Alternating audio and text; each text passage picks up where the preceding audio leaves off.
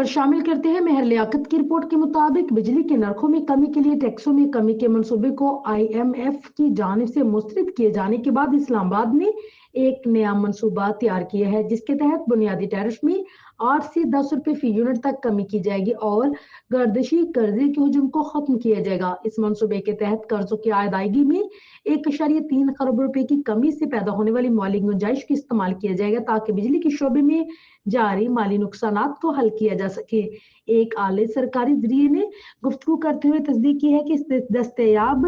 माली गुंजाइश का एक बड़ा हिस्सा तकरीबन 1 खरब रुपए गर्दिशी कर्जे के ज़खायर को खत्म करने के लिए इस्तेमाल किया जाएगा। सरकारी जरिए ने बताया कि IMF का जायजा